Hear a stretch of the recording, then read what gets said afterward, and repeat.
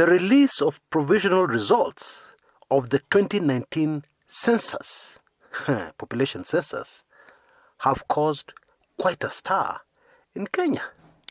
At least 2 governors have come out and they have said, no, this cannot be the correct figure of my people. And the truth is, some of the results that have come out from the population census, 2019 population census, defy statistical logic. Now we're going to break all that down for you. Yeah, we're going to get into the nitty-gritty and try and come up with some answers as to what is really going on here. Inaonekana, hii Kenya yetu imekuwa the land of drama. Endless drama. But before we go there, I need to give you a heads up. The very latest weekly intelligence briefings, number 22, is out. Yeah. Na ni moto kuliko jua ya Mombasa. Well, if I can just give you a sneak preview, it has emerged that there's a very serious problem, yeah, in the highest hierarchy of the ODM party. And this problem affects all Kenyans. Indeed, it is a matter of national security. Yeah, so you'd better not miss the very latest weekly intelligence briefings. So members, just check your inbox. If you're not a member, there's information. Just use the email you see on your screens right now. Send a blank email and you'll get all the information you need to be a member right away. So back to the census. Now, regulars on this channel will remember, yeah, the video I did just as the census was about to happen. And you'll remember that I said in the past there has been fiddling with the census results, with the population of certain parts of Kenya. In other words, in the past, the census has been used as a political weapon or a political tool. But that was in the past, yeah, when Kenyans were not very well educated, when a vast majority of the population were very easy to fool. But the Kenya of 2019 is obviously a very different country. Most Kenyans wamesoma, and some Kenyans wamesoma sana. And that's not all. 2017, actually from elections 2017 to date, a vast majority of Kenyans have had a very steep learning curve. Kenyans have learnt a lot about who their leaders, their political leaders, really are. They've learnt a lot about politics and how politics works in Kenya. Folks, we're not dealing with the 1960s Hakuna Matata Kenyans. No way. Now, if after the census results, we had had 1 or 2 isolated complaints, then that would have been okay. And if the complaints had come only from one side of the political divide, then we would have said, it's political. The complaints are political. The census is okay. But what has happened? There are complaints right across the political divide. Kandara Member of Parliament, yeah, Kandara is in Muranga, Honorable Alice Wahome, says that the figure of 1,056,640 people residing in Muranga, or Murangans, if I can call them that, is false. It cannot be. Kisii Senator Professor Sam Ongeri, normally a very cool guy, non-controversial, has also disputed the results for Kisii and Nyamira. Of course, Kisii, we're being told it's 1.26 million. Nyamira is 605,576. Professor Ongeri has rubbished those results. But it is in the Meru area where there's a very serious problem, or there seems to be a very serious problem. Yeah? The Meru governor, Kiraitu Murungi, has threatened to go to court if the figures for Meru are not corrected, yeah, or the entire exercise repeated in this particular county. Neighboring Tharaka Nithi Governor Mudhomi Njuki is also preparing to go to court, if the figures are not adjusted for Tharaka Nithi. Now, to be honest, it is difficult to believe that all these people are wrong, and that the census figures are correct. And so, the question we must ask ourselves is, why would somebody want to fiddle with the census results? Why would somebody want to do a pop concerning the census? Why? Okay, for starters, we know the governors are complaining because of something called resource allocation. Resources are allocated according to the population figures of the various counties. And so if your population figures are low, the resources allocated are lower. And in case that county is corrupt, the figures, the money coming to the county, is less, and therefore there's less money to be eaten, in a corrupt way, if I can use Kenyan language. And of course, the other reason is political. Kandara legislator Alice Wahome, in her statement, said that they would consult as Mount Kenya leaders, to announce one united position as to what they're going to do next. But she told us immediately that those figures from Ranga are wrong. Now, maybe we need to elaborate what we mean when we say the reason could be political. This, of course, has to do with elections. The population figures of a certain place will give you a very accurate idea of how many voters we're talking about in that region. And of course, these figures are critical when it comes to fiddling with the results of a presidential election, which presents us with another likely explanation about these complaints on these figures. A very likely and extremely shocking explanation. There's a possibility that previous figures were fiddled with. They were inflated for political reasons. And bear in mind that the last census was in 2009. 2009, the president was Emilio Stanley Mwai Kibaki. And therefore, it is possible, notice I choose my words carefully, that somebody may have wanted to inflate the figures in favor of the Mount Kenya region. And then now, in 2019, the figures have been corrected and are accurate.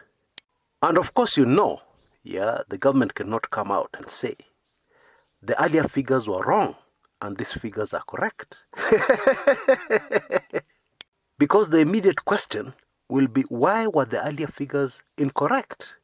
And if it is true those earlier figures were incorrect, why should we believe these latest figures? You see, that's a problem when you start fiddling with something. For example, even in everyday life, when somebody stole from you before, and then in this particular case, the guy has turned over a new leaf and is no longer stealing, and something happens, it becomes very difficult for you to believe him this time round, although he's telling you the truth. Folks, that is why we always preach on this channel. Do something that will stand the test of time. When you fiddle with the census, whether you did it in the 60s or 70s, that is definitely something that would never have stood the test of time.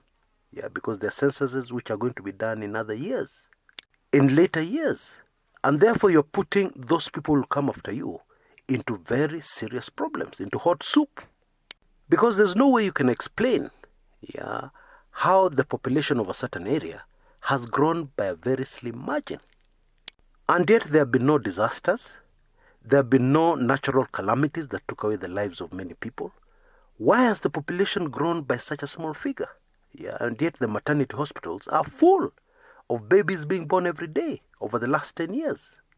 It just becomes impossible to explain to people and for people to understand. The only way you can have a fighting chance of people believing you is to go back in history and confess and say, here we fiddled like this year in the 70s we fiddled like that, but now we are honest.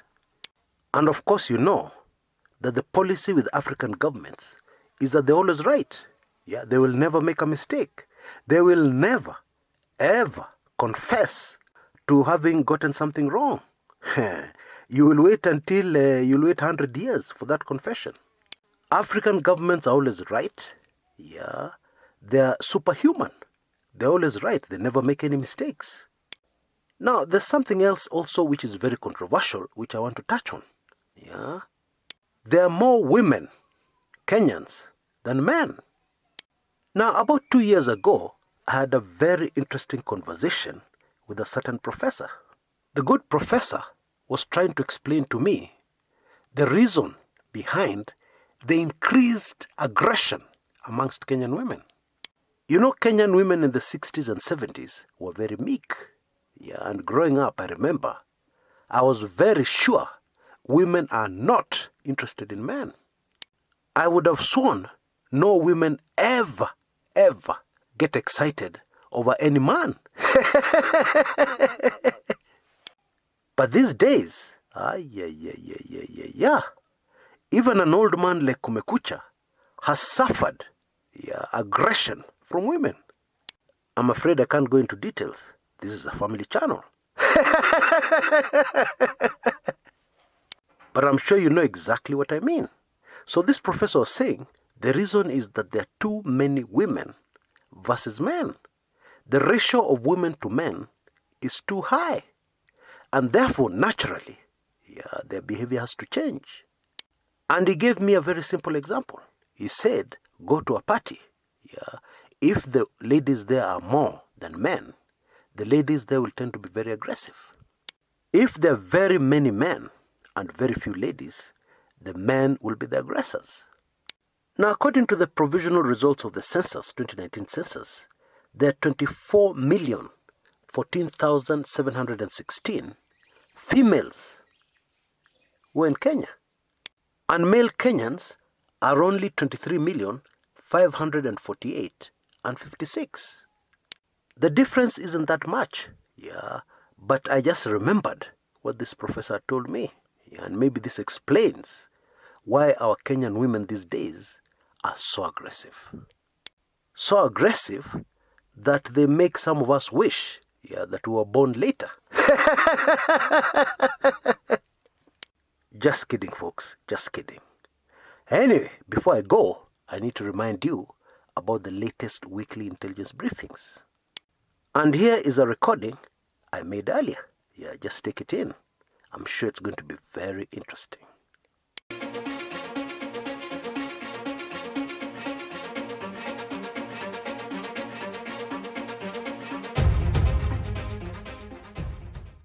My name is Chris Kumekucha. I've been analyzing Kenyan politics for almost 20 years, and I've had the Kumekucha brand for almost 15. I am a keen student of life, and I've studied Kenyan history for years.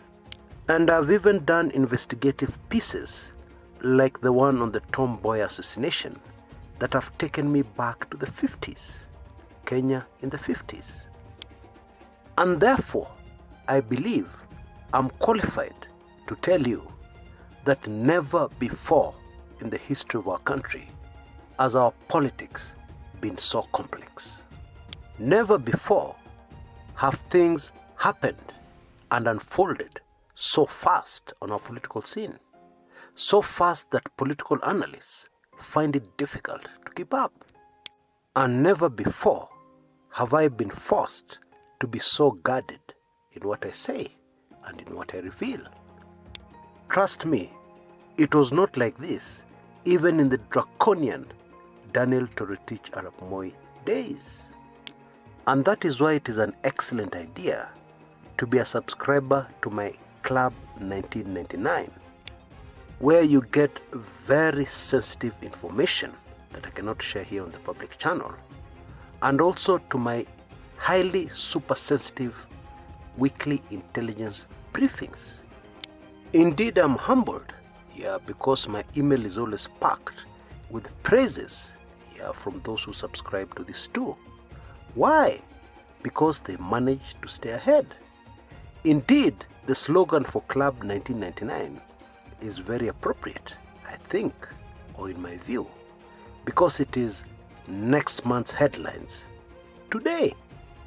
Because when you get to know of the highly sensitive things that sometimes happen in backrooms and behind the scenes, then it becomes very easy to predict at least some of next month's headlines. However, admittedly, there has been a problem. The cost of joining these two has always been prohibitive. Life membership to Club 1999 is over $35, and 1 year's subscription to the weekly intelligence briefings is $99.